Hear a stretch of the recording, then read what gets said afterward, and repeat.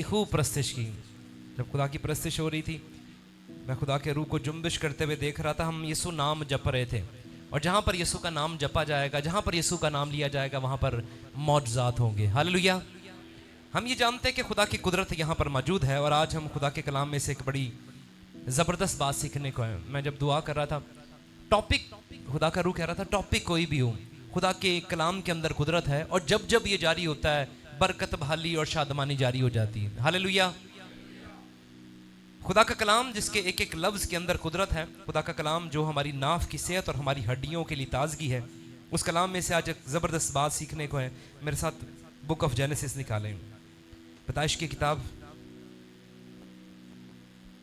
Book of genesis, पैदाइश की किताब 25वां बाब और उसकी 27वीं आयत से हम पढ़ना शुरू करेंगे। और वो लड़के बढ़े, ईसु शिकार में माहिर हो गया और जंगल में रहने लगा। और याकूब सादा मिजाज डेरों में रहने वाला आदमी था। और इज़ाक यीशु को प्यार करता था, क्योंकि वो उसके शिकार का गोश्त खाता था। और रिबका याकूब को प्यार करती थी। याकूब ने दाल पकाई और यीशु जंगल से आया और बेदम हो रहा था। और यीशु ने याकूब से कहा कि ये जो लाल लाल है मुझे खिला दे, क्योंकि मैं बेदम हो रहा हूँ। इसलिए उसका नाम अदूम भी हो गया। तब याकूब ने कहा, तू आज अपना पहलौठे का हक मेरे हाथ बेच दे। यीशु ने कहा, देख, मैं तो मरा जाता हूँ, पहलौठे का हक मेरे किस काम आएगा। तब याकूब ने कहा कि आज ही मुझसे कसम खा। उसने उससे कसम खाई और उसने अपने पहलौठे होने का हक याकूब के हाथ बेच दिया। तब याकूब ने यीशु को रोटी और मसूर की दाल दी। वो खा पी कर उठा और चला गया। यूं यीशु ने अपना पहलौठे होने का हक को नाचीज जाना। आमीन। खुदाम की जिंदा कलाम के पढ़े और सुने जाने पर खुदाम की बरकत हो। सारी कलीसिया कह सकती है आमीन, आमीन। आए अपनी जगहों पर तशरीफ रखें। एक ज़बरदस्त टॉपिक, ज़बरदस्त बात, हमने एक रेफरेंस देखा पैदाइश में से, बुक ऑफ जेनेसिस में से, और मेरा टॉपिक जो है वो लिखा हुआ स्क्रीन पे अगर हम दिखा सकें, don't trade your birth right. मैंने जो टॉपिक चुना था, don't trade your birth right. अपनी मलकियत को, अपनी पैदाइश के हक को आप खो ना दें, उसका सौदा ना कर लें। Don't trade your birth right, उसका सौदा ना करें। जो कुछ खुदा ने आपको दिया है, जिस बरकत से खुदा ने आपको नवाजा है, उसका सौदा ना करें। और आज इसी बात को हम देखेंगे खुदा के कलाम में से। हमने देखा थोड़ा सा, अगर हम पैदाइश के पीछे जाएं, शुरू के चैप्टर्स में जाएं, हमने पिछले दिनों इब्राहिम के बारे में सीखा। हमने सीखा कि इब्राहिम अपने बेटे इसहाक को कुर्बान करने के लिए गया।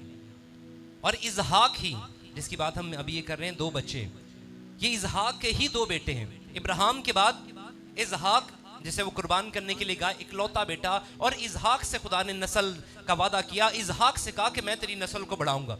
अगरचे इब्राहिम की और बीवियां भी थी। अगरचे हम देखते हैं एक नौकरानी जो सारा की नौकरानी थी, हाजरा, उससे भी इस्माइल पैदा हुआ और उससे भी 12 कबीले निकले, लेकिन उनके साथ वादा नहीं था।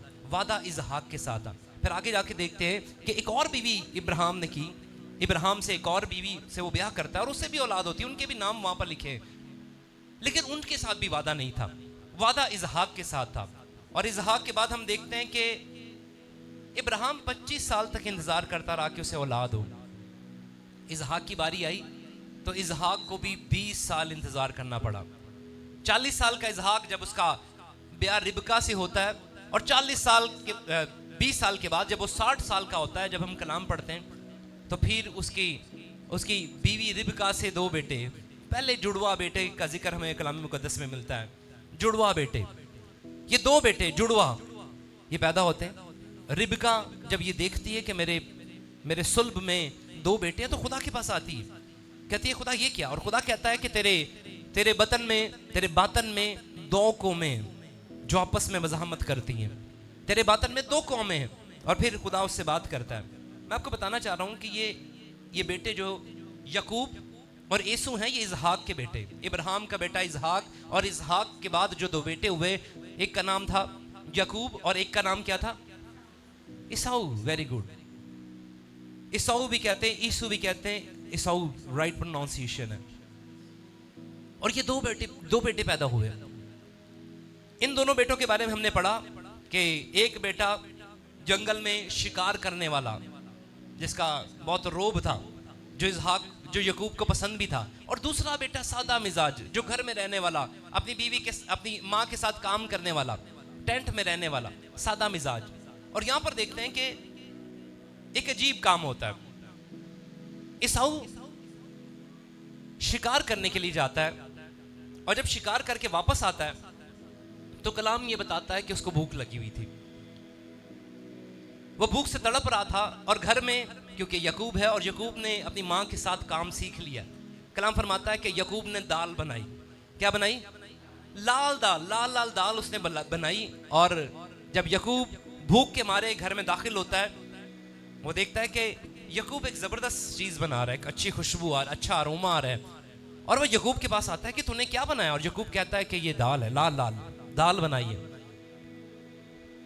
ईसाऊ से कहता है कि तू मुझे ये खाने के लिए दे, लेकिन याकूब उसके साथ एक डील करता है। वो कहता है कि ठीक है, मैं तुझे खाने के लिए देता हूं, लेकिन अगर तू मुझे अपना बर्थ राइट बेच दे।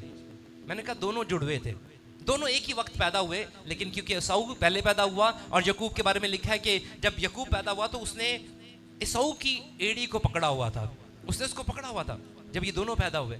लेकिन पहले जो पैदा हुआ वो ईसाऊ था, और ईसाऊ की बात करें तो वो पिलौठा गिना गया, वो पिलौठा था। और पिलौठों के बारे में थोड़ा सा मैं बताऊं आपको, कलाम मुकद्दस में ये लिखा है कि पिलौठे जो हैं वो खुदा के हैं। पिलौठों के बारे में कलाम ये फरमाता है कि उन्हें डबल हिस्सा दिया जाता था। एक शख्स को अगर भाइयों में से क्वांटिटी की जब डिस्ट्रीब्यूशन की बात आए, तो जो पिलौठा होता था उसे दुगना मिलता था। जो पिलौठा होता था उसे मटेरियल थिंग्स भी दुगनी मिलती थी और बरकत भी दुगनी मिलती थी। उसकी वजह थी क्योंकि पिलौठे के लिए यह रिस्पॉन्सिबिलिटी थी कि वो अपने माँ बाप की सारी रिस्पॉन्सिबिलिटी को अपने कांधों पर लेगा, इसलिए उसे दुगना हिस्सा दिया जाता था, उसे दुगनी बरकत मिलती थी। और पिलौठों के बारे में कलाम बार बार बताता है ओल्ड टेस्टामेंट के अंदर कि पिलौठे किसके हैं? खुदावंद के हैं। ईसाऊ को खुदा ने पिलौठा पैदा किया, पहले पैदा हुआ। अगर वो चाहता तो पिलौठा याकूब भी हो सकता था, लेकिन ईसाऊ को पैदा किया। ईसाऊ पहले पैदा हुआ, लेकिन उसने अपने हक को, अपने राइट को जो खुदा ने उसे दिया, वो बरकत जो खुदा से उसकी जिंदगी में आई, उसने उस बरकत को नाचीज जाना, उसने उस बरकत को नाचीज जाना। और कलाम फरमाता है कि वो अपनी भूख की वजह से अपने बर्थ राइट की ट्रेड करता है, अपने बर्थ राइट को सेल कर देता है, अपने बर्थ राइट को बेच देता है। वो कहता है कि याकूब क्योंकि अकलमंद था, समझदार था। याकूब के नाम का मतलब ऐसे धोखा देने वाला, लेकिन वो इंटेलिजेंट था। जहां पर भी देखते हैं वहां पर डील करते हुए नजर आता है। याकूब के बारे में थोड़ा सा बताऊं तो जब वो अपने घर से भागा, तो जब उसने ख्वाब देखा, तब खुदा से भी डील कर रहा है, ऐ खुदा जो कुछ तू मुझे देगा मैं तुझे 10वां हिस्सा दूंगा। आगे चल के जब अपने मामू के पास, लाबन के पास पहुंचता है, वहां से भी उनको डील करता है, उसे डील करता हुआ, हमेशा डील करता हुआ नजर आता है। और यहां पर भी वो अपने भाई के साथ डील कर रहा है। वो कह रहा है कि तू मुझे ये दाल खाने के लिए दे, और याकूब कह रहा है कि अगर तू अपने बर्थ राइट को मुझे दे देगा, पिलौठे होने के हक को मुझे दे देगा, तो मैं तुझे ये खाने के लिए दूंगा। ईसाऊ ने उस हक को नाचीज जानते उसने कहा ठीक है, ये दाल तो ले ले, और मैं अपने पिलौठे होने का हक तुझे देता हूं। आइए जरा थोड़ा सा इसको देखेंगे कि उसने क्या कहा, फिर दोबारा से इसको हम देखें। 31वीं आयत से पढ़ लें। तब याकूब ने कहा, तू आज अपना पहलौठे होने का मेरे हाथ हक बेच दे। ईसाऊ ने कहा, देख मैं तो मरा जाता हूँ, पहलौठे का हक मेरे किस काम आएगा? पिलौठे का हक मेरे किस काम का? पिलौठे का हक मेरे किस? उसने उस हक को नाचीज जाना, उसने उस बरकत को जो खुदा ने उसे दी थी उसे नाचीज जाना, उसने रद्द कर दिया। किसकी वजह से? सिर्फ थोड़ी सी भूख की वजह से। कलाम मुकद्दस में लिखा है, यीशु मसीह ने कहा, इंसान सिर्फ रोटी ही से जीता ना रहेगा, बल्कि हर उस बात से जो खुदा के मुंह से निकलती है। और उसने उस बरकत को जो खुदा की तरफ से उसे मिली थी उसे नाचीज जाना। उसने कहा ये पिलौठे का होने का हक मेरे लिए, मेरे किस काम का? मैं तो मरा जा रहा हूं, मैं भूख से तड़प रहा हूं, तो मुझे खाने के लिए दे दे और मैं ये हक को सेल कर दूंगा। और आगे याकूब क्या कहता है, नीचे देख। तब याकूब ने कहा कि आज ही मुझसे कसम खा। उसने उससे कसम खाई और उसने अपना इकलौते का हक याकूब के हाथ बेच दिया। उसने कसम खाई, एग्रीमेंट हो गया, वर्बली एग्रीमेंट हो गया कि आज के बाद पलोठा कौन है? आज के बाद पलोठा याकूब है। उसने अपने पलोठे होने का हक दे दिया, याकूब पलोठा बन गया। उसने कसम खाई कि मैं कसम खाता हूं कि आज के बाद पलोठा मैं नहीं, आज के बाद पलोठा तू है। उसने अपने हक को नाचीज जाना और उसे याकूब के हाथ में बेच दिया। किसकी वजह? सिर्फ दाल की वजह से, थोड़ी सी दाल की वजह से, थोड़ी सी भूख की वजह से, थोड़ी सी अपनी जिस्म की जरूरत पूरी करने की वजह से उसने उस बड़ी बरकत को अपने हाथ से खो दिया। उस बड़ी बरकत को मैं सोच रहा था, आज भी जब नाम लिया जाता है, कहा जाता है इब्राहिम, इसहाक और याकूब का खुदा। मैं सोच रहा था अगर वो हक को नहीं पूछता तो क्या क्या कहा जाता? इब्राहिम, इसहाक और ईसू का खुदा, है ना, ईसाऊ का खुदा, वो कहा जाता। लेकिन आज उससे वो हक छिन गया, वो पलोठे का हक छिन गया, क्योंकि उसने वो डील कर ली। थोड़ी सी दाल के लिए उसने अपने पलोठे होने का हक बेच दिया, और हक बेचने की वजह उसने नाचीज जाना। मैं आज जिस बारे में बात करना चाह रहा हूं, don't trade your birth right. अपनी बर्थ राइट का ट्रेड ना करें। हम भी पलोठे हैं। हम कैसे पलोठे हैं? आज जरा इसको देखेंगे। आए मेरे साथ जरा देखिएगा। पहले यीशु मसीह पलोठा है। कलाम मुकद्दस में हम देखते हैं कि जगह जगह यीशु मसीह के बारे में लिखा गया, यीशु मसीह खुदा का इकलौता बेटा है। और इकलौते का मतलब क्या होता है? पलोठा, पहला इकलौता। मुकद्दस मरियम के बारे में लिखा है कि तुझसे एक पलोठा पैदा होगा। पहला बेटा यीशु मसीह था मुकद्दस मरियम का। और उसके बाद हम कलाम देखते हैं, कलाम मुकद्दस में और भी मुकद्दस मरियम के बच्चे हुए, हमें उसका जिक्र बाइबल मुकद्दस में मिलता है। सिर्फ यीशु मसीह इकलौता, यीशु मसीह मुकद्दस मरियम का इकलौता बेटा ज़रूर था, लेकिन वाहिद नहीं था, और भी बच्चे पैदा हुए। मैं कलाम में से देख रहा था कि पलोठा जो है, खुदा का पलोठा, खुदा का इकलौता यीशु मसीह। हम भी रूहानी तौर पर पलोठे हैं यीशु मसीह को कबूल करने की वजह से। मैं ज़रा इस तरफ लेकर जाना चाह रहा हूँ आपको कि यीशु मसीह इकलौता है, यीशु मसीह पलोठा है, और उस पलोठे होने का हक खुदा ने कहा कि आसमान और ज़मीन का कुल इख्तियार यीशु मसीह को दिया गया। किसके पास इख्तियार होता है? जो पलोठा होता है। मैंने पहले बताया, आपको पता है पलोठे होने की एक और ख़ास बात है कि जो घर को लीड करने वाला होता है ना, वो भी पलोठा होता है। जो घर को लीड करता है, जिससे घर का नाम चलता है, जिससे नस्ल चलती है, जिससे घर वाले पहचाने जाते हैं। बाप के बाद पलोठा होता है जिसकी वजह से घर वाले पहचाने जाते हैं। हर जगह पर उसी खड़ा किया जाता है। फैमिली को रिप्रेजेंट करने वाला वो होता है।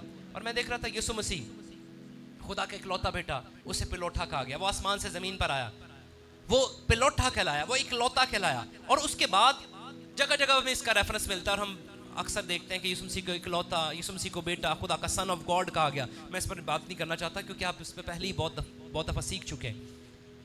लेकिन मैं साथ एक और भेद की बात बताना चाहता हूँ कि कलीसिया, जितनों ने उसे कबूल किया वो भी पलोठे हैं। जितनों ने यीशु मसीह को कबूल किया वो भी क्या है? आए जरा रेफरेंस देखिएगा, अबरानियों 12वां बाब और उसकी 23वीं आयत। The book of Hebrew chapter number 12 verse number 23।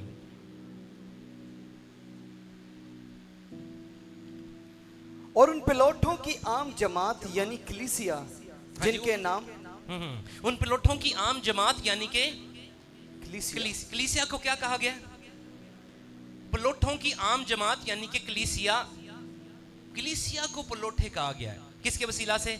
यीशु मसीह के वसीला से कलीसिया को क्या कहा गया है? हालेलुया। आप मेरे साथ हैं? हालेलुया। आपको समझ आ रही है? ये बड़ी भेद की बात मैं आपको बताने वाला हूँ। आज एक ज़बरदस्त बात सीखने का है, जस्ट अ बिगिनिंग स्टार्ट कर रहे हैं। मैं बताना चाह रहा हूँ कि कलीसिया पलोठे हैं। फिर से पढ़ेंगे, कलाम क्या कहता है? और उन पलोठों की आम जमात यानी कलीसिया, जिनके नाम आसमान पर लिखे हैं। हाँ जी, कलीसिया को पलोठे कहा गया है। कलीसिया को क्या कहा गया? आम जमात जो है वो पलोठे हैं। और क्यों पलोठे हैं? क्योंकि यीशु मसीह को कबूल किया है। कलाम ये फरमाता है यीशु मसीह के पास जो कुछ है उसने हमें शरीक कर दिया। उसमें जितनी बरकत उसकी हैं, उसने सारी बरकत में हमें शरीक कर दिया। दुनिया का सिस्टम यह है कि पलोठों को दुगना मिलता है, लेकिन यीशु मसीह ये कहता है कि जो कुछ मेरा है मैं तुम्हें दिए देता हूँ। मैं अपना इख्तियार, अपनी अथॉरिटी, अपना सब कुछ तुम्हें दिए देता हूँ। जाओ सांपों बिच्छुओं को कुचलो और इब्लीस की सारी कुदरत पर गाली बाओ। मैं बताना चाहता हूँ कि जो कुछ यीशु मसीह का है, उसे कहा सुनो मेरी बात, सका जो कुछ जो मुझ में है वो मैं तुम्हें देता हूँ, बल्कि जो काम मैंने किए हैं तुम इनसे भी बड़े बड़े। यीशु मसीह ने क्या कम छोड़ा? क्या थोड़ा सा दिया? उसने हमें इक्वल नहीं बल्कि इक्वल से बढ़कर दिया। यीशु मसीह की वजह से हम कलीसिया में पिलोठे कहलाते हैं। कलीसिया क्या है? हम भी पिलोठे हैं। हम भी क्या हैं? जितनों ने उसे कबूल किया उसने फर्जंद बनने का हक बख्श। जितनों ने यीशु मसीह को कबूल किया उन्हें फर्जंद बनने का हक बख्शा गया। और कैसा फर्जंद? दूसरा, तीसरा, चौथा नहीं, बल्कि पिलोठा। जितनों ने उसे कबूल किया उसने उन्हें पिलोठे होने का हक बख्शा, क्योंकि यीशु मसीह पिलोठा है। आए जरा इफिसियों का पहला बाब भी देख लें। The book of efficiency chapter number 1। यहाँ पर हम देखते हैं यीशु मसीह की बरकतें हमसे मुंसलिक हैं क्योंकि हमने यीशु मसीह को कबूल किया है। इफिसियों पहला बाब और उसकी 3री आयत से पढ़ेंगे। हमारे खुदावंद यीशु मसीह के खुदा और बाप की हम्द हो, जिसने हमको मसीह में आसमानी मकामों पर हर तरह की रूहानी बरकत बख्शी। आमीन। खुदावंद यीशु मसीह के खुदा और बाप की हम्द हो। खुदावंद यीशु मसीह के खुदा और बाप की हम्द हो, क्योंकि जिसने हमको मसीह में आसमानी मकामों में हर तरह की रूहानी बरकत बख्शी है। कैसी बरकत? हर तरह की। वहां यहाँ पर वर्ड लिखा है हर तरह की रूहानी बरकत यीशु मसीह के वसीला से हम हमसे क्लेम करती हैं। यीशु मसीह के वसीला से वो हमारी है। वो सारी बरकतें जितनों ने यीशु मसीह को कबूल किया, वो सारी बरकतें जो यीशु से मुंसलिक हैं, वो बरकतें हमसे मुंसलिक हैं क्योंकि हमने यीशु मसीह को कबूल किया है। इफिसियों में ये बात लिखी है, हमारे खुदावंद यीशु मसीह के खुदा और बाप की हम्द हो, जिसने हमको मसीह में आसमानी मुकामों में हर तरह की रूहानी बरकत बख्शी है। बख्शेगा नहीं, बख्शी है। उसने हर तरह की रूहानी बरकत हमारे साथ मुंसलिक कर दी। हम उस बरकत को महसूस करें ना करें, हम उसे क्लेम करें ना करें, बरकत हमारी है। मैंने अक्सर देखा है कुछ बच्चों को पता ही नहीं होता हमारा बाप क्या क्या छोड़कर चला गया, क्योंकि उनके पास विल नहीं होती, उन्हें पता ही नहीं होता। और जिन्हें पता चल जाता है तो वो बरकतों से मालामाल होते हैं। हाँ, आसमान पर सारी बरकतें हमसे मुंसलिक हैं क्योंकि हम हेरिटेज तौर पर यीशु मसीह के वसीला से कलीसिया बाप की इकलौती कहलाती है। आसमानी मकामों में हर तरह की बरकत हमारे साथ मुंसलिक है। हम कलीसिया क्या हैं? ये पिलोठे हैं। जितनों ने उसे कबूल किया है वो पिलोठे बन जाते हैं। जितने यीशु मसीह को कबूल करते हैं वो क्या बनते हैं? बर्थ राइट क्या है? हम जहां से भी ताल्लुक रखते हो, हमारा कबीला, हमारी नस्ल जहां से भी ताल्लुक रखती हो, जितने यीशु मसीह को कबूल करते हैं वो पिलोठे बन जाते हैं। यीशु मसीह के वसीला से वो पिलोठे बन जाते हैं। न्यू टेस्टामेंट में भी जरा गौर कीजिएगा, अबरानियों का खत देखिएगा, 12वां बाब और उसकी 15वीं आयत हम देखेंगे। गौर से देखते रहो कि कोई शख्स खुदा के फजल से महरूम ना रह जाए। ऐसा ना हो कि कोई कड़वी जड़ फूट कर तुम्हें दुख दे और उसके सबब से अक्सर लोग नापाक हो जाएं। और ना कोई हरामकार या इसऊ की तरह बेदीन हो जिसने एक वक्त के खाने के इवज अपने पलोठे होने का हक बेच डाला। क्योंकि तुम जानते हो कि इसके बाद जब उसने बरकत का वारिस होना चाहा तो मंजूर ना हुआ, चुनाचे उसको नियत की तब्दीली का मौका ना मिला।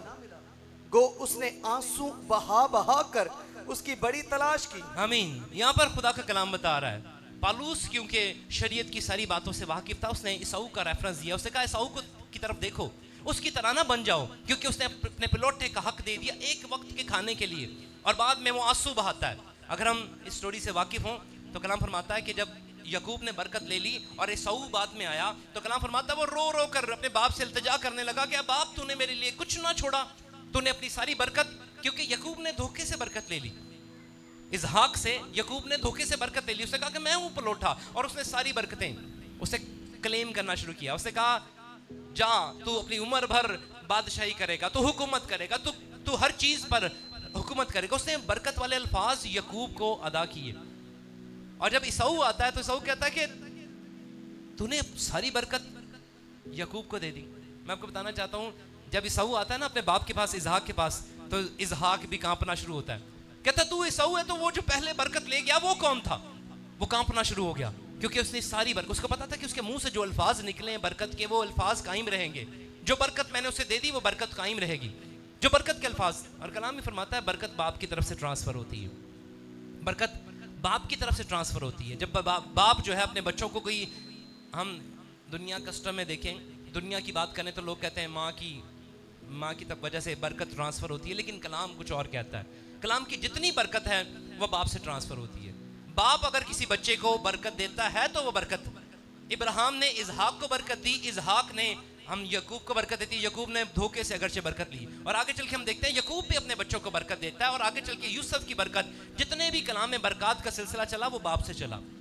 बाप बच्चों को बरकत देता है और बच्चे बरकत पाते हैं।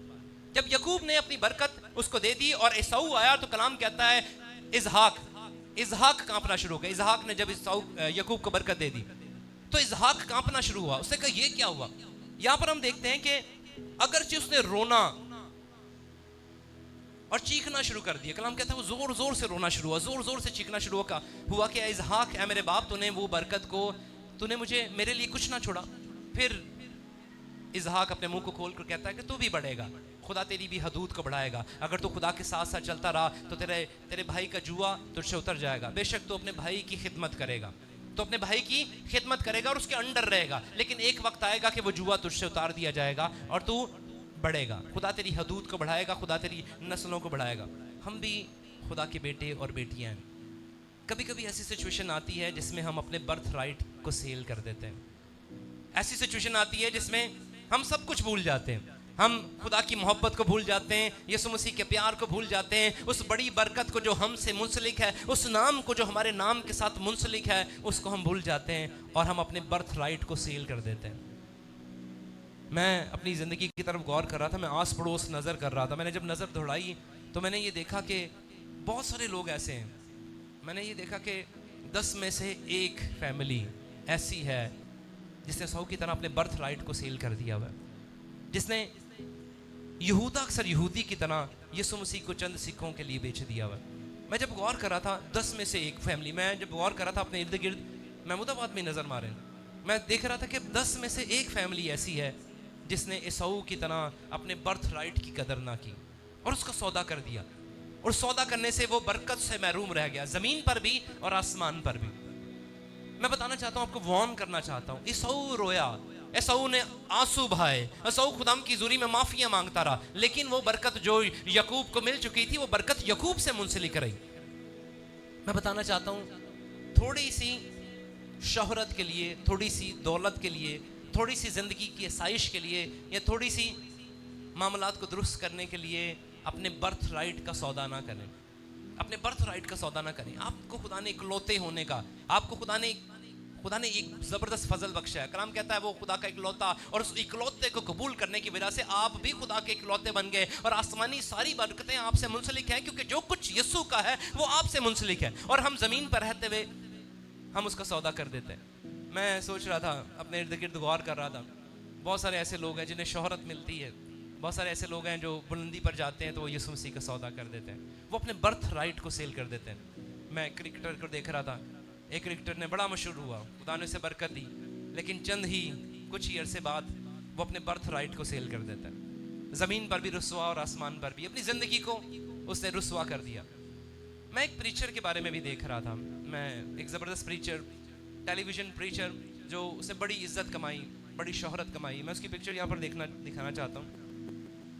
जिम बेकर, उसे बहुत सारी किताबें लिखी, उसने बहुत सारी कलाम को प्रीच किया, लेकिन इस शख्स ने, he was a preacher, he did a wonderful job to preach the word of God, खुदा की कलाम की मुनादी के लिए मुख्तलिफ जगहों पर कलाम सुनाता रहा, टेलीविज़न पर कलाम सुनाता रहा। लेकिन एक वक्त आया जिसमें ये बहक गया, एक वक्त आया जिसमें इसने उस बर्थ राइट को सेल कर दिया, एक वक्त आया जिसमें अपनी शोहरत में, अपनी दौलत में, अपनी और चीज़ों में इतना खो गया कि इसने यीशु को छोड़ दिया। इसने औरतों के साथ रिलेशन रखना शुरू कर दिए और अपनी बर्थ राइट को सेल कर दिया। ये दौलत और शोहरत के नशे में इतना चूर हो गया कि इसने दुनिया के कामों को शुरू कर दिया। यीशु मसीह का जो फजल, जो मोहब्बत उस पर जारी हुई थी, इसने उसे खो दिया। और कलाम इसकी टेस्टिमनी में देख रहा था कि इसे प्रिजन, जेल में जाना पड़ा, इस पर मुकदमा हुआ और इसे जेल में उम्र कैद सुना दी गई, और जेल में जाकर इसने एक बुक लिखी। उसे लिखा कि आई वॉज रॉन्ग, एक किताब उसने लिखी कि मैंने जो किया वो गलत था, आई वॉज रॉन्ग। जेल के अंदर वो लिखता है, उसकी किताब के बारे में मैं देख रहा था कि उसने अपने दिल को उंडेला कि मैं गलत था। कभी कभी हम दुनिया में चलते चलते हम ऐसे फैसले करते हैं जो हमें पता होता है कि हमें गलत है, हमें पता होता है कि हम गलत राह पर जा रहे हैं, लेकिन फिर भी वो फैसलों की तरफ हम बढ़ जाते हैं। अपनी ज़िंदगी के इख्तिताम पर वो बुक में लिखता है कि मैं गलत था, जो कुछ मैंने किया मुझे खुदा ने बड़ा फजल दिया, मुझे खुदा ने पिलौटे होने का हक बख्शा। यीशु मसीह की सारी बरकत मुझसे मुंसलिक थी। वो आसमान पर खुदा ने आसमान खोल कर मुझे बरकतों से नवाजा, लेकिन मैंने उसकी कदर ना की। मैंने उसकी कदर ना की और अपने बर्थ राइट को सेल कर दिया। मैंने उसकी कदर ना की और अबलीस के साथ डील कर ली। मैंने उसकी कदर ना की, ज़मीन पर भी रुसवा और आसमान पर भी। मैं सोच रहा था सऊर रोता रहा, लेकिन उसे वो बरकत ना मिली। अगरचे खुदा में माफ़ करता है, लेकिन वो मकाम, वो बरकत हम खो देते हैं। उस मकाम पर, जिस मकाम पर हमें होना चाहिए, उस मकाम पर नहीं होते। इसऊ के बारे में देख रहा था, आज उसकी नस्लें मिट गई हैं। आज इसऊ के सिलसिले हम देखते हैं, इसहाक के 2 बच्चे थे, ये दोनों एक ही माँ से थे, रिबका से थे। ये दोनों, ऐसा नहीं था कि इब्राहिम के तो चलो 2 बच्चे, बाकी बच्चे दूसरी औरतों में से हुए, लेकिन इसहाक के सिर्फ रिबका से ही 2 बच्चे हुए और दोनों पिलौठे थे। लेकिन एक को खुदा अब तक याद करता है और उसकी नस्लें आगे चलती हुई आ रही हैं। लेकिन एक इसऊ जिसका नामो निशान मिट गया, जिसकी नस्लें मिट गई, जिसे आज कोई याद तक नहीं करता, जिसकी औलाद कौन थी ये भी कलाम मुकद्दस में दर्ज नहीं है, जिसकी नस्लों को खुदा ने खत्म कर दिया, क्योंकि उसने वो किया, उसने अपनी बरकत को नाचीज जाना। जो बर्थ राइट उसे दिया गया था, जो बरकत उसे दी गई थी, उसने उसको नाचीज जाना, उसकी कदर ना की। और खुदा ने भी उसे मुकम्मल तौर पर साइड पे कर दिया। और खुदा ने यकूब को बरकत दी। आज भी हम ये कहते हैं कि इब्राहिम, इसहाक और यकूब का खुदा। मैं बताना चाहता हूँ सिर्फ इतनी सी बात, खुदा ये चाहता है कि जो बरकत खुदा ने आपको दी है उसकी कदर करें। आप खुदा के बेटे और बेटियां हैं। बहुत दफ़ा हमारी बेटियां जब बाहर निकलती हैं, बहुत दफ़ा जब हम देखते हैं कि हम बाहर ऑफिस में जाते हैं, दूसरे कामों में जाते हैं, तो हम यीशु मसीह का सौदा कर देते हैं, हम अपनी बर्थ राइट को सेल करते हैं और हमें पता भी नहीं चलता। मैंने आपको बताया, मैं शॉकिंग चीज़ों को देख रहा था जब मैं एनालाइज कर रहा था कि हमारे महमूदाबाद में ज़रा नज़र मारें, आप इर्द गिर्द नज़र मारें, अपनी फैमिलीज़ के अंदर ज़रा नज़र मार के देखें कि हम भी इसऊ की तरह अपने बर्थ राइट को सेल कर रहे हैं। और ऐसा ना हो कि खुदा हमें हमारे नाम को, हमारी नस्लों को ही मिटा दे, हमारी नस्लों को ही ख़त्म कर दे। खुदा ये चाहता है कि हम अपने बर्थ राइट को महफूज रखें, अपने बर्थ राइट को सेल ना करें। खुदा ने हमें बड़ा फजल दिया है, खुदा ने हम पर फजल किया कि हम उसकी हुजूरी में बढ़े। कलाम कहता है जो कुछ तुझे दिया गया है उसे थामे रख। कलाम कहता है देख मैं जल्द आने वाला हूँ। यीशु मसीह की ये श्योरिटी है कि वो जल्द आसमान पर आने वाला है, आसमान से वो जल्द आने वाला है। और वो ये चाहता है कि जो कुछ तुझे दिया गया है, जो बरकत तुझसे मुंसलिक है, उसे खोने ना दे, उसे थामे रख, उसे पकड़ कर रख। दुनिया क्या कहती है उस पर नजर ना कर, परेशानी की तरफ निगाह ना कर, क्योंकि परेशानी के हालात बरकत में तब्दील होने को है, नेगेटिव हालात मुस्बत होने को है। सिर्फ जो बरकत तुझे दी गई है उसे थामे रख, जो कुछ तुझे दिया गया है उसे थामे रख। मुकाशवा की किताब अगर हम देखें, उसका 3रा बाब और 11वीं आयत जरा जल्दी से पढ़ें। मैं जल्द आने वाला हूँ, जो कुछ तेरे पास है उसे थामे रह, ताकि कोई तेरा ताज ना छीन ले। जो कुछ तेरे पास है उसे थामे रह, ऐसा ना हो कि कोई ताज तुझसे छीन ले। उन बेटियों का ताज जब आसमान पर जाएंगी, यीशु मसीह उनको ताज पहनाएंगे। ऐसा ना हो कि वो ताज उनसे छीन लिया जाए। ऐसा ना हो वो बेटे जो मोहब्बत के चक्करों में, मैं कहता हूँ मोहब्बत के बारे में बात की जाती है, दुनिया की मोहब्बत। कलाम कहता है सबसे पहली मोहब्बत खुदा की है। खुदा ने कहा, खुदा ने दुनिया से ऐसी मोहब्बत रखी कि अपना इकलौता बेटा बख्श दिया, ताकि जो कोई इस पर ईमान लाए हलाक ना हो बल्कि हमेशा की जिंदगी पाए।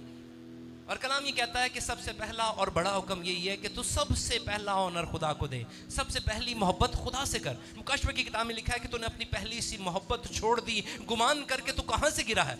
हमारी पहली सी मोहब्बत कौन सी है? हमारी पहली सी मोहब्बत तो खुदा है जिसने हमें तख्लीक किया। मैं एक इंटरव्यू देख रहा था, एक औरत जिसने सारी उम्र अपनी अयाशी में गुजार दी, स्टेज डांस में गुजार दी, आखिर में जब उसके पास कुछ नहीं होता वो रो रही होती, वहाँ सुबह आ रही होती कि अभी मुझे कोई नहीं पूछ रहा। अभी तुझे कौन पूछेगा? जब तूने अपनी सारी जिंदगी खुदा से दूरी में गुजार दी, अब तुझे कौन पूछेगा? मैंने बहुत सारे ऐसे लोगों को देखा है जो जवानी के नशे में, पैसे के नशे में, वो खूब खुदा की नाफरमानी करते हैं। वो नाफरमानी करते हैं और अपने बर्थ राइट को सेल करते हैं। और जब थोड़ी उम्र ढलती है तो वो धक्के खा रहे होते हैं, उन्हें पूछने वाला कोई नहीं होता और वो रोते हैं कि खुदा तू हम पर रहम क्यों नहीं कर रहा? जब खुदा आपको मौका दे रहा था, जब खुदा ने आपको बरकत दी, तो आपने अपनी बरकत को अपने हाथों से बेच दिया और अब आप कह रहे हो कि खुदा मुझ पर रहम करे। मैं बताना चाहता हूँ, आज ये प्रीच करने वाली बात है। हमारी कलीसियाओं में ये चीज़ें प्रीच नहीं होती। और जब काम क्रिस्टोफर भाई यहाँ पर बैठे हुए हैं, ये कोर्ट में होते हैं, इनको पता है कि बहुत सारे ऐसे केसेस आते हैं जिनमें बेटियाँ यीशु मसीह को बेच कर अपने बर्थ राइट को सील करके किसी दूसरी तरफ चली जाती। कैसी अफसोस की बात है, क्योंकि उनकी नस्लें बर्बाद हो जाती हैं। मैं आपको सच बात बताऊं, मैंने अपनी आंखों से देखा है। एक बेटी महमूदाबाद में ही थी, मुझे उसने मशवरा किया कि क्या हम किसी और मज़हब में शादी कर सकते हैं। मैंने कहा हरगिज़ नहीं। कलाम कहता है हरगिज़ नहीं। कलाम कहता है ना हमार जुए में ना जुतो। अगर ना हमार में जुए में जुतोगे तो ज़िंदगी का अंजाम बुरा होगा। मैंने उसको मना किया, मैंने कहा ना करना है, मेरी बेटी बर्बाद हो जाएगी। लेकिन उसने वही किया।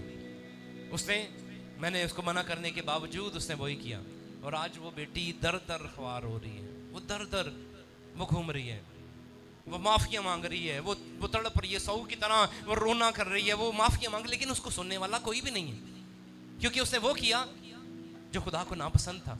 वो ना हमार जुए में जुट गई। मैं बताना चाह रहा हूँ कि आपको पता है, जब हमारी बेटियां ऐसा करती हैं ना, शुरू में तो उसे मलका बनाया जाता है, शुरू में तो उसे क्वीन कहा जाता है, नहीं तो बहुत खूबसूरत है, तेरे लिए मैं ये कर दूंगा, तेरे लिए मैं वो कर दूंगा। लेकिन उस कुछ दिनों बाद जब शादी होती है और घर में जाते हैं, तो आपको पता है उसे तरह तरह के नाम से पुकारा जाता है। चल भाग, वो नहीं तो उसके घर वाले, वो नहीं तो उसके रिश्तेदार, वो नहीं तो उस सारे उसके जो सराउंडिंग में उसे इस नाम से पुकारते हैं।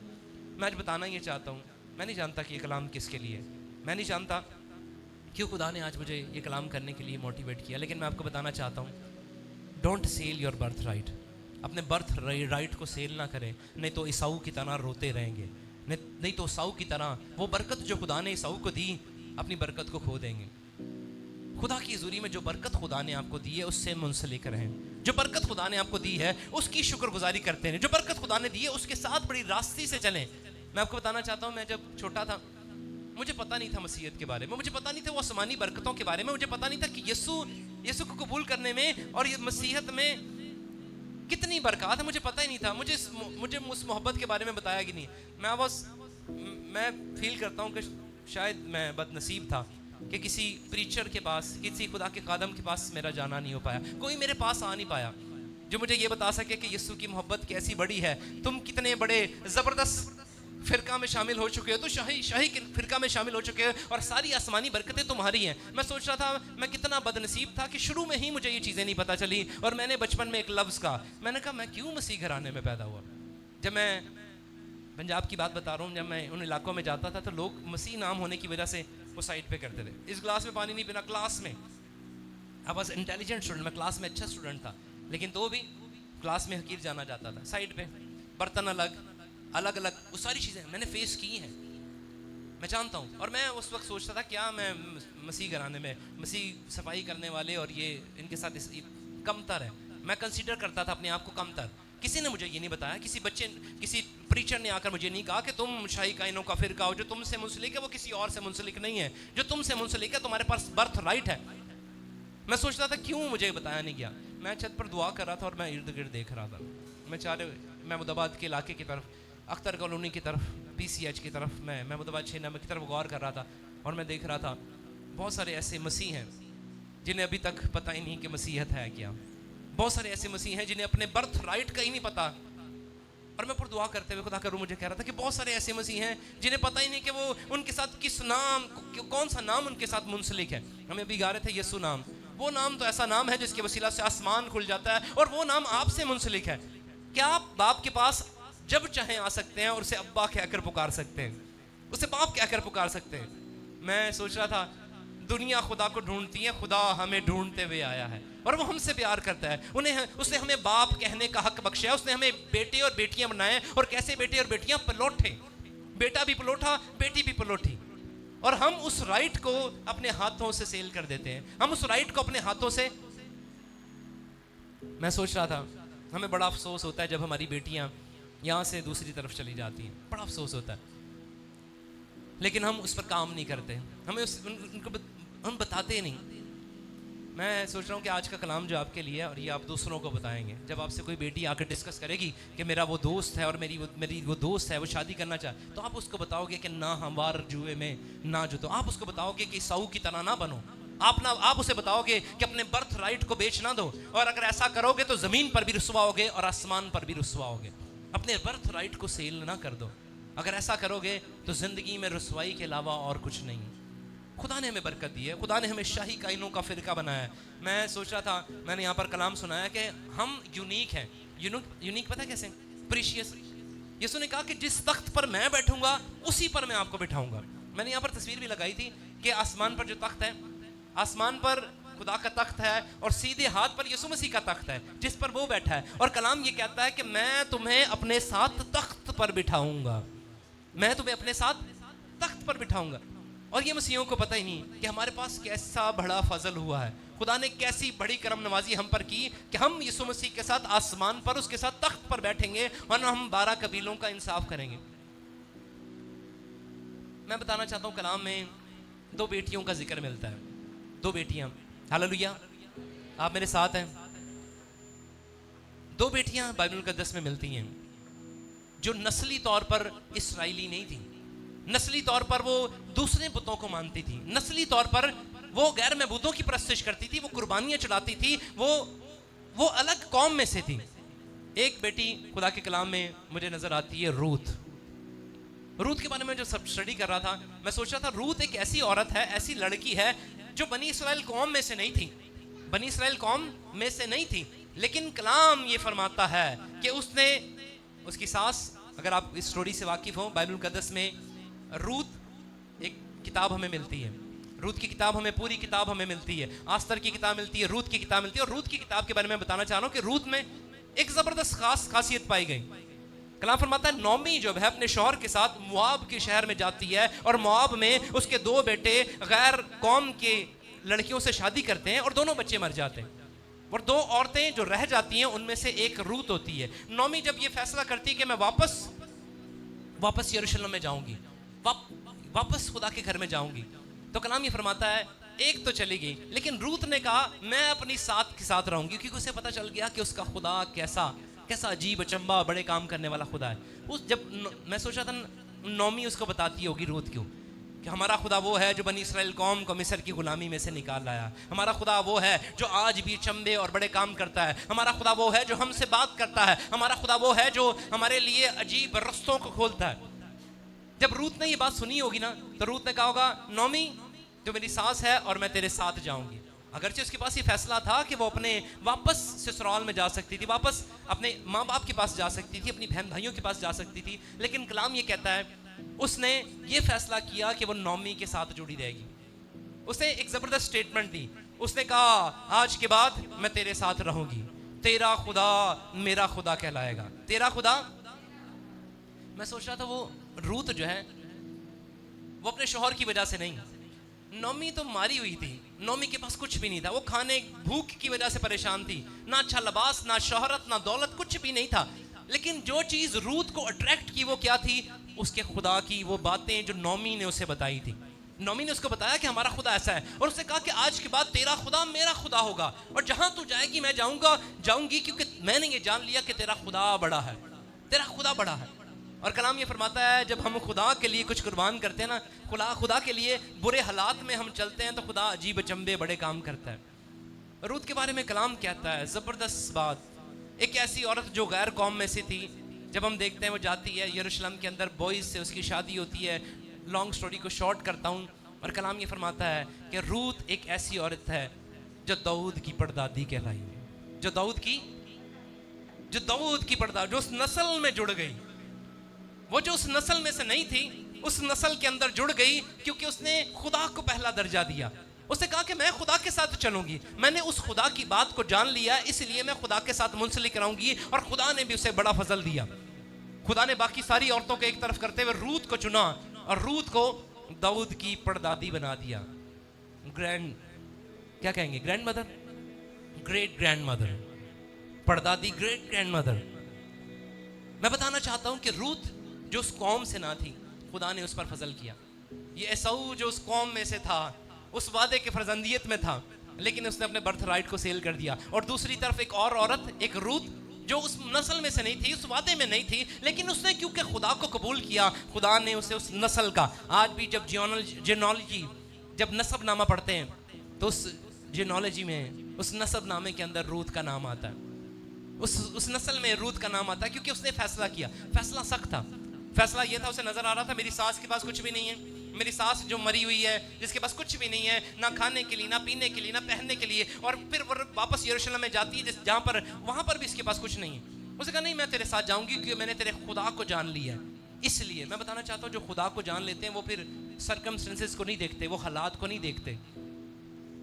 बहुत सारे लोग यीशु मसीह को कबूल करते हैं, बपतिस्मा लेते हैं, यीशु को जान लेते हैं, लेकिन फिर वापस अपनी बुरी रविशों में वापस वही काम कर रहे होते हैं जो उनका जिस्म कह रहा होता है। जिस्म कह रहा है मुझे रोटी चाहिए, जिस्म चाहिए, जिस्म कहता है कि मुझे नशा करना है, जिस्म कहता है मुझे ऐशो इशरत में रहना है, और वो अपनी जिस्मानी ख्वाहिशात को पूरा करने के लिए फिर अपने बर्थ राइट को खो देते हैं।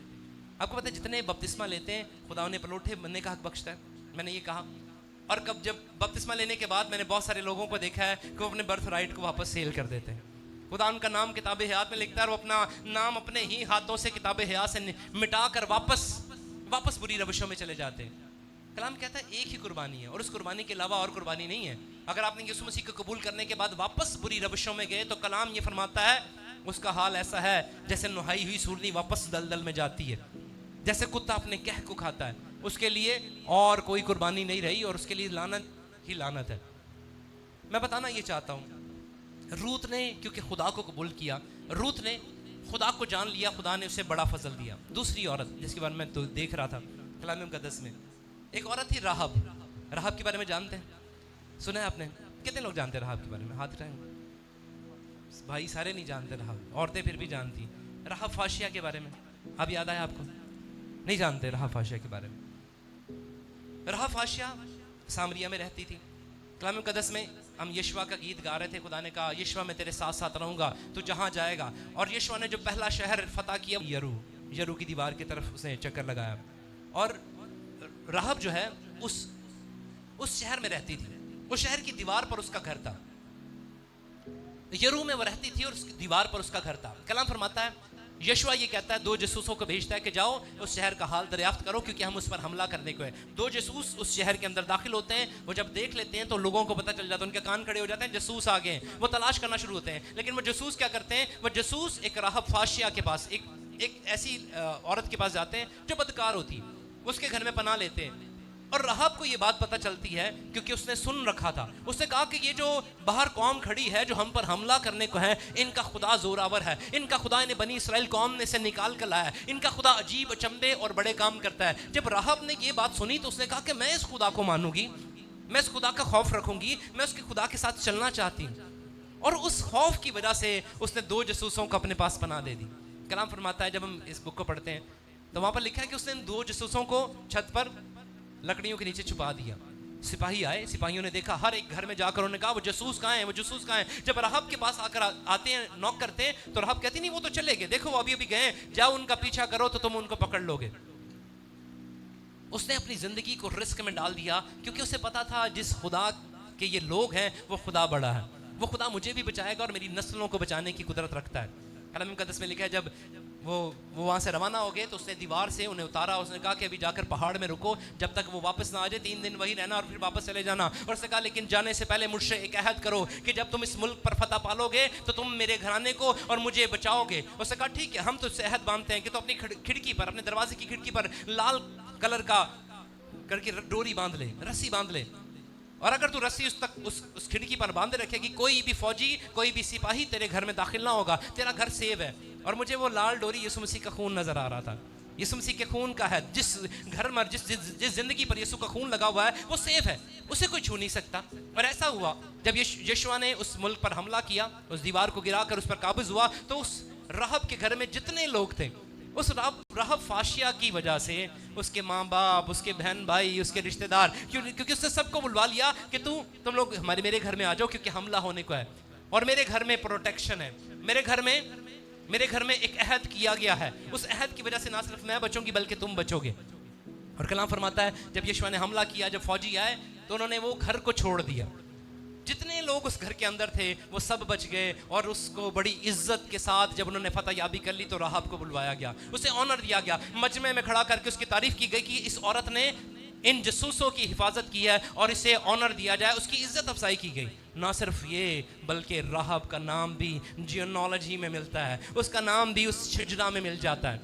वो जो उस कबीला में से ना थी, उसने खुदा को इज्जत दी, उसने खुदा की कदर की, खुदा को जाना, और खुदा ने गैर कौम की औरत को, फहाशिया औरत को, एक बदकार, एक नकम्मी औरत को खुदा ने पाक किताब में उसका नाम दर्ज कर दिया। उस ना सिर्फ नाम दर्ज किया बल्कि उसका नाम जिनोलॉजी में, हम जब हम पढ़ते हैं ना यीशु मसीह का नसबनामा, तो वो भी उस नसबनामा में, क्योंकि उसकी शादी भी होती है, उसका नसबनामा यीशु मसीह के नसबनामे के साथ जुड़ जाता है, दाऊद की नस्ल के साथ जुड़ जाता है।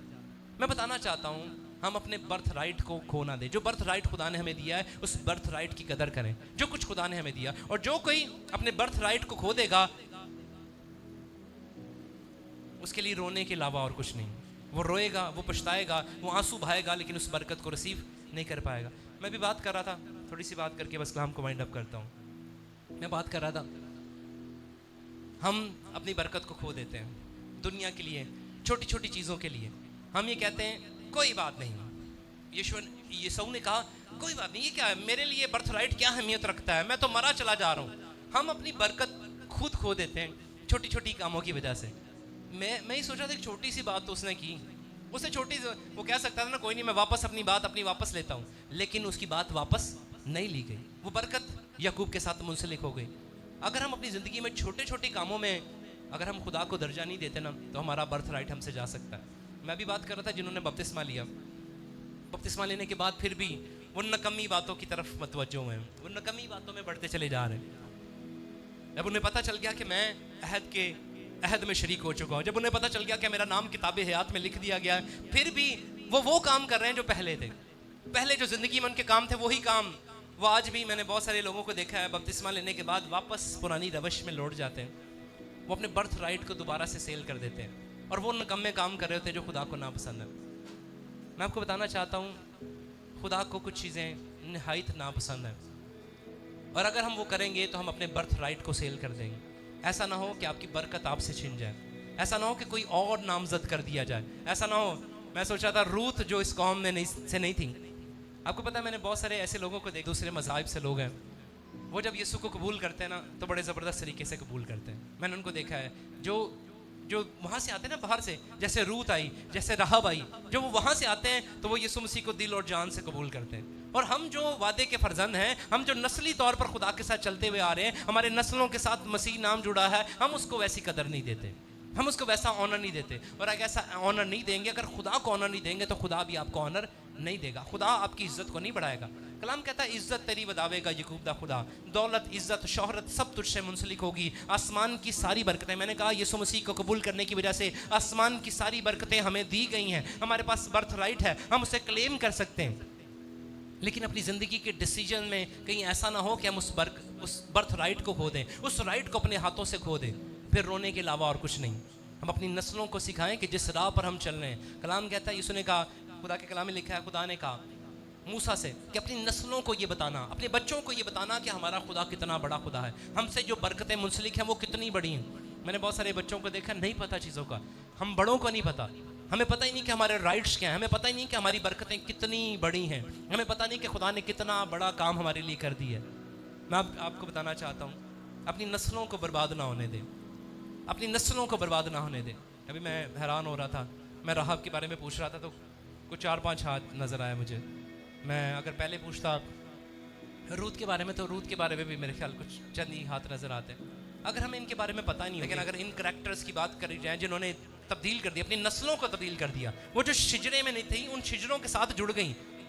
मैं सोचा रूथ और राहिब क्या ज़बरदस्त औरतें हैं जो नस्ल में से नहीं थी, लेकिन खुदा ने उनको नस्ल का वारिस बना दिया, ये बनी इस्राएल कौम में मुंसलिक कर दिया। इनके बारे में जानना बहुत ज़रूरी है। कलाम की बातों को सीखें, ना सिर्फ खुद सीखें बल्कि हम दूसरों को सिखाएं, ताकि हम अपने बर्थ राइट को खो ना दें। अगर ईसाऊ को पता होता ना कि उसकी बरकत छिन जाएगी, अगर ईसाऊ को पता होता कि जो मैं करने को हूँ दाल की वजह से मैं एक डील कर रहा हूँ, तो वो कभी भी मेरे ख्याल वो ना करता। शायद उसको पता ही नहीं था कि मैं कितना बड़ा सौदा कर रहा हूँ इस लाल लाल दाल की वजह से, मैं अपने बर्थ राइट को सेल कर रहा हूँ। खुदा ये चाहता है कि हम अपनी नस्लों को बताएं। हमारी बेटियाँ थोड़ी सी शोहरत के लिए, थोड़ी सी दौलत के लिए, थोड़ी सी चीज़ों के लिए अपने बर्थ राइट को सेल कर देती हैं। आज हम उनको बताएं, आज हमें बिठाएं, उनको सिखाएं कि खुदा का कलाम कैसा है, हम किस चीज़ से मुंसलिक है, हम किस शिजरा से मुंसलिक है, ताकि खुदा हमारी ज़िंदगी में बरकतों के दरवाज़ों को खोले। आमीन।